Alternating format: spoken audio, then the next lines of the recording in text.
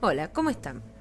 Bueno, en este podcast voy a leer un libro que seleccionaron ustedes, el cual se titula Romance de la Negra Rubia de Gabriela Cabezón Cámara.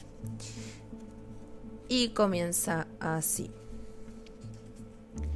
Inminencia. Un azul de brillo poliestirénico y tenso, con el extremo más alto un poco abultado y punzante, el tejido vasto de los pantalones milicos, apretando las rodillas que quiebran veloces la gravedad, inflándole el bombo a un instante que se sabía explotarían las cosas, haría esquirlas del dominio ajeno del territorio pisado y de los cuerpos mismos de los enemigos que suelen estar, para empezar, enfrente, dominados al final o en el transcurso de la avanzada, es decir, cuando la inminencia que brilla en la tela tensa de las rodillas ya no es más que restos estallados y los que estaban enfrente ya se han resignado a ser alfombra de milico. Pero antes, cuando la tela azul se tensaba abultada y punzante, cuando lo porvenir se hinchaba de sí mismo antes y atrás, la cuerina negra de los borceguíes, más adivinada que vista, esa fue la primera imagen que tomaron con teléfonos y tabletas y cámaras la mañana de diciembre en que empezó esta historia. Porque hay que comenzar a contar por algún punto y podría ser cualquiera. El mismo Génesis con árbol, prohibición, serpiente, mordida y hombre y mujer en pelotas. Avergonzados y sollozantes, huyendo de la ira de Dios, a ganarse el pan con el sudor de su frente y a parir con dolor. O incluso antes del Génesis se podría empezar porque el judeocristianismo será el principio de algo, pero no de todo. Y para cuando empezó ya habían expulsado de otro Edén al primer hombre, de los brahmanes por comer de otro árbol, y en la Persia de Zoroastro a otro primero por mentir, y así cada pueblito con su paraísito perdido y su principio de principios. Las rodillas antes que las gorras y que las armas y que las caras, por ponerle algún punto de inicio también a la cronología del desalojo que se superpone, en parte, con la cronología de una santidad, la mía, porque de eso se trata esta historia que podría haber empezado en otra parte, por ejemplo, en los espejos de los baños de las casas más o menos vecinas de cualquiera de los canas del pelotón de infantería allí presentes, que seguramente se habrán afeitado y peinado y maquillado. Las canas también se pintan, en su mayor parte con base y rímel y sombra celeste sobre los ojos marrones, y se atan el pelo que les queda tirante siempre. Ha de tener algo de marcial lo tirante. Lo primero, porque sí, es que se acercaron a negociar o con más precisión a ordenar el desalojo. Unos 10 policías con un par de tipos de traje y papeles judiciales en mano, de esos que se pretenden, y a veces son, más elocuentes que las armas, porque se sabe que de esas tienen tantas, atrás de las palabras que nunca se acaban. Y entonces cuando dijeron, empaqueten sus cosas y salgan, así no les va a pasar nada y les vamos a dar otras casas. Pero si no salen, los sacamos nosotros y se van a ir a vivir una zanja. Se entendía que el nosotros no era tanto por ellos como por los 100 canas que estaban formados atrás de ellos en un semicírculo en el que los vecinos se veían reflejados a sí mismos, junto con las espaldas de los judiciales, sobre las superficies combadas de los escudos de acrílico, o de vaya a saber qué, pero gruñidos como espejos negros que los uniformados llevaban con su coreografía tan viril como embarazada de desastre. Era casi de noche todavía, las 6:30 de la mañana. En casi todos los videos y las fotos se ven las caras blancas y sin relieve de los judiciales y las fugacísimas supernovas de los flashes fisuradas por las estrías de la superficie convexa de los escudos policiales, llenos de rayas como único relato de tanta batalla. Muertos de frío, con las camperas arriba de los pijamas, algunos en pantuflas, los delegados de los vecinos pidieron un rato para deliberar. Se los dieron. Se juntó una pequeña multitud, una asamblea en el salón de usos múltiples del hall de entrada, que llamaban, y siguen llamando, asamblea. Se pusieron de acuerdo en pedir unos días para embalar y no pudieron terminar de discutir la tesis del grupo más aguerrido, que calculaba las posibilidades de una resistencia exitosa. Desde los pisos más altos, con las balas que tenían, las molotovs que podrían armar, y sin olvidar el aceite y el agua hirviendo que habrían derrotado al ejército de la pérfida Albión unos 230 años antes.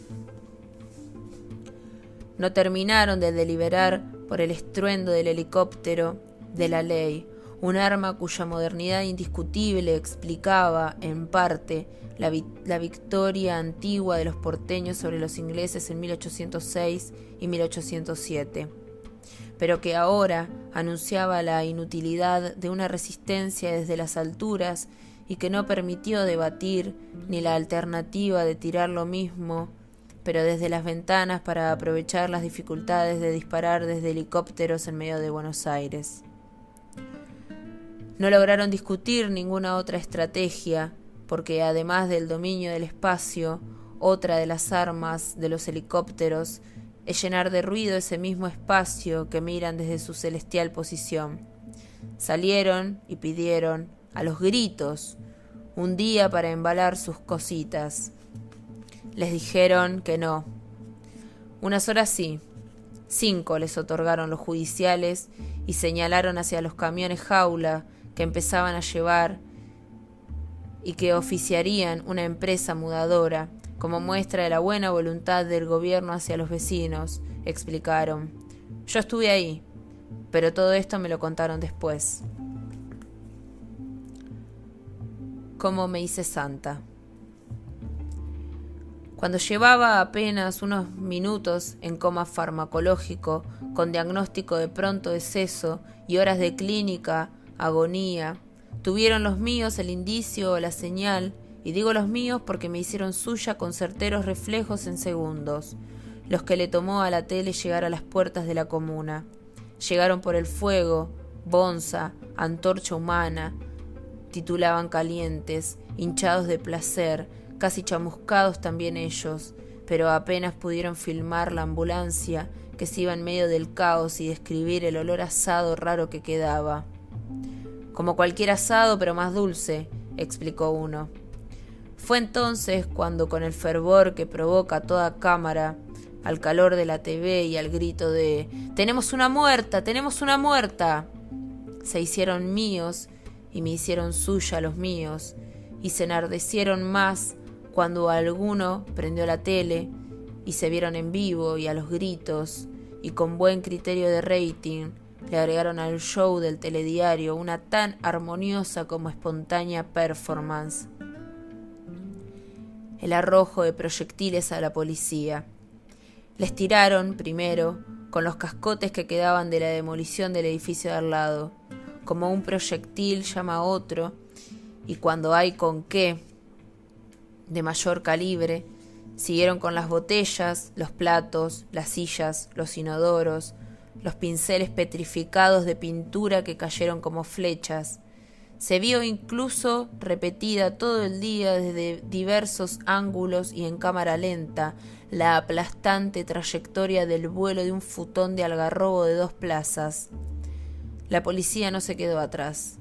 A ellos también les gusta salir en la tele, aunque el efecto que les genera es inverso. Se ablandan con las cámaras y pasan del plomo a la goma. Al final de la contienda entre los míos hubo 4 caídos de caída reparable por los corchazos de caucho, 2 caídos para siempre por un par de canas que no padecen el efecto cámara del mismo modo que sus compañeros, y un patrullero laminado por el futón que había cortado breve pero contundente el aire de la avenida. y unos 40 detenidos, esos todos del lado de los míos.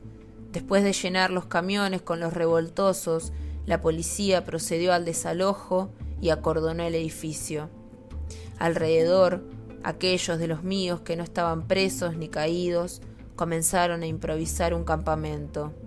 Pero ya al grito de «¡Tenemos 3 muertos! ¡Tenemos 3 muertos!», cuando alguno vio en su celular que la prensa estaba titulando así, 2 muertos y una mujer agonizando en un desalojo, se acordaron de los créditos y agradecieron. Fue invalorable. Le dijeron a las cámaras, la ayuda de la ONG, el techo propio, que envió cientos de metros de manteles de nylon, de claro origen chino y de incierto periplo internacional. Nadie sabía de dónde lo habían sacado la ONG. Tampoco había tiempo de preguntarse nada y mucho menos de inquirir sobre la procedencia de lo necesario. Solo se acomodaron lo mejor que pudieron debajo de los manteles blancos estampados con flores rojas y doradas, y cuando el último, el más lento, el más frágil de los míos logró por fin sus metros cuadrados de mantel, estalló la tormenta. Alguien leyó en eso el comienzo del milagro, pero fue una lectura posterior en varios días a los hechos que relato. Esa noche, cuando vio que la tormenta esperó hasta que el más pequeño de los míos tuviera un techo para estallar, uno de los mobileros de la tele atinó a balbucear: «Dentro de todo, es una desgracia con suerte», y nadie lo contradijo. La voz de los sin voz. Se sabe, las cosas se caen para abajo, el agua moja y la luz viaja más rápido que el ruido. Con esa fuerza, la de la naturaleza, los muertos, porque todo concluye al fin y los casos de represión conllevan muchas veces el más definitivo de los finales para una parte, o todos los reprimidos llaman a los medios como si tuvieran voz. En las horas siguientes, atraídas así como un satélite por la tierra, como un oso por la miel, como un cuervo por las entrañas de otro bicho recién muerto, las cámaras, carroñeras y caranchas fueron desecho a esos restos. Los que suelen terminar siendo la voz de los muertos, los deudos, hasta la palabra que deriva de otra que en latín significa debido. Carga con la fuerza de lo inevitable a los que toman la posta de los sin voz de verdad, los que ya no, los que tienen un relato redondo de sus propias vidas justamente porque no pueden contarlo, los que ya tuvieron fin. Así que rodeados de organizaciones populares, centros de estudiantes, punteros políticos y diversos grupos de artistas más o menos insurgentes y emergentes, los míos llamaron instalación a su campamento y performance a la vida que tuvieron que llevar ahí. Juntaban las balas de goma y se las pegaban a un maniquí que tenía un cartel que decía pueblo y sangraba con la misma elocuencia que cualquier virgen de las más expresivas en catedrales mexicanas, italianas y españolas, que no he sabido de ninguna que sangre en Suiza. Y serigrafiaban remeras con las serigrafistas populares y pintaban paredes con los estencileros y cortaban la calle con un espectáculo de circo y recitaban poemas que escribían ahí mismo, abajo del techo floreado, plástico y navideño.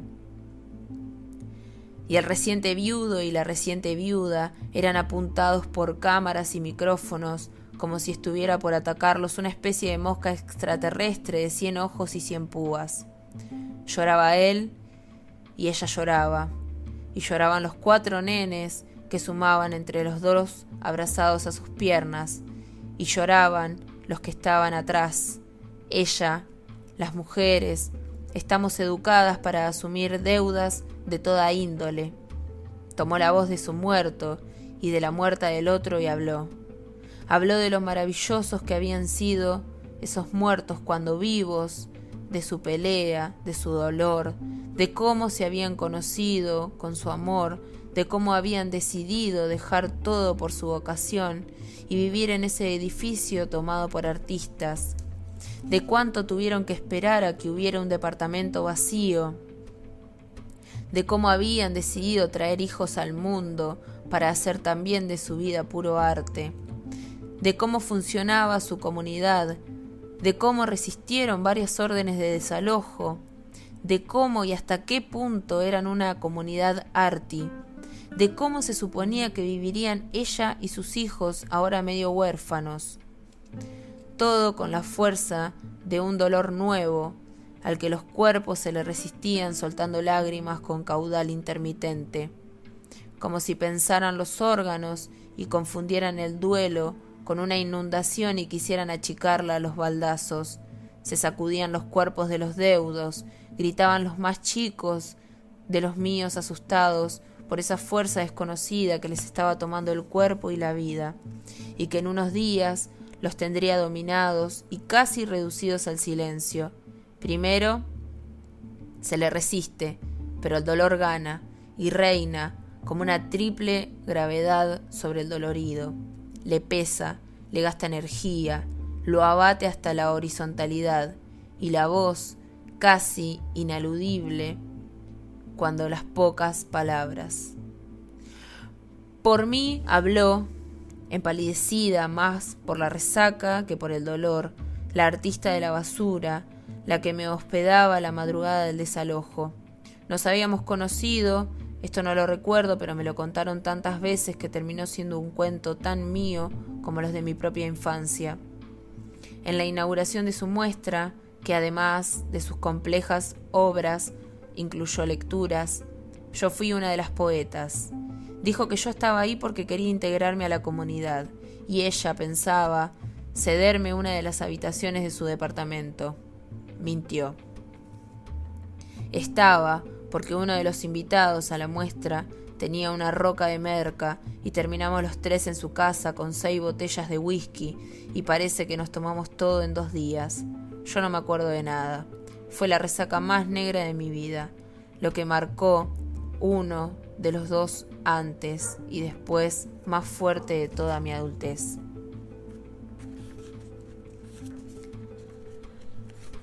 La profecía. Par de cobanis de mierda, yo de acá no me voy nada y ustedes acá no vuelven. Eso les dije a los gritos cuando patearon la puerta y se metieron adentro y de las mechas sacaron a los que estaban conmigo. Adentro había querosén. Les había cortado el gas días antes del desalojo y yo me agarré el bidón. Me tiré el líquido encima y empuñé el cipo como si fuera una Magnum poderosa. Pero hice todo al revés, o eso me parece hoy. Debería haber incendiado a canas y judiciales en vez de volverme bonza. La merca me pegó peor que nunca antes en la vida, y debo decir que nunca me pegó de todo bien. Se le habrá sumado al whisky, que ya en la 5ª botella era marca nacional, según declararon luego los peritos federales, y quién sabe cuántas pastillas me habré tragado esos días, según dijeron después los médicos de emergencias, que analizaron mi sangre buscando seguramente la coartada necesaria para el par de policías que habían avanzado igual al escuchar mi advertencia. Después salieron corriendo y yo corriendo atrás, flameando hasta desplomarme en la barranca del parque de la vereda de enfrente. Me envolvieron con frazadas y me llevaron a la guardia del hospital del Quemado.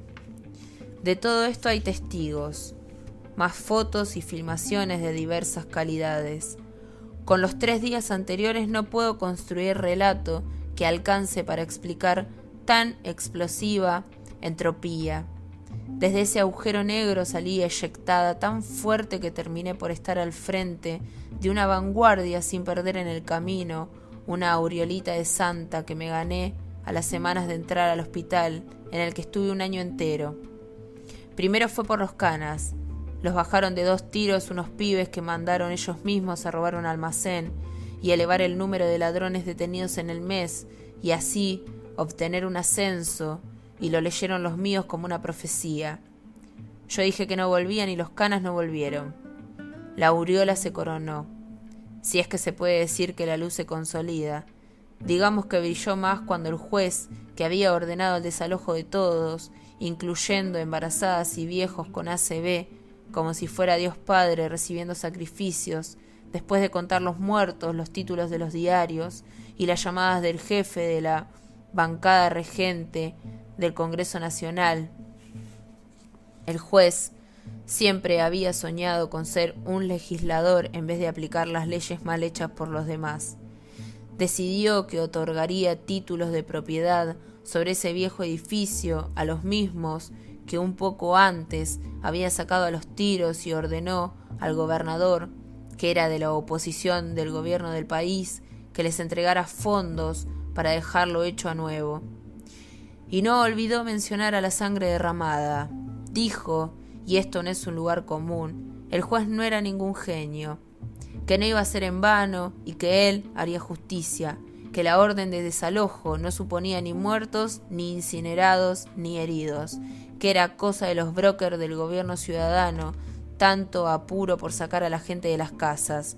Solo quieren demoler para construir monoambientes y venderlos como si fuesen penthouse en Nueva York, dijo ese héroe del pueblo, porque así se hizo llamar el juez del que estoy hablando, veloces como panteras, y sabiendo como nadie del déficit de viviendas. Esos viejos peronistas del gobierno nacional lo sumaron a su lista de nuevos legisladores.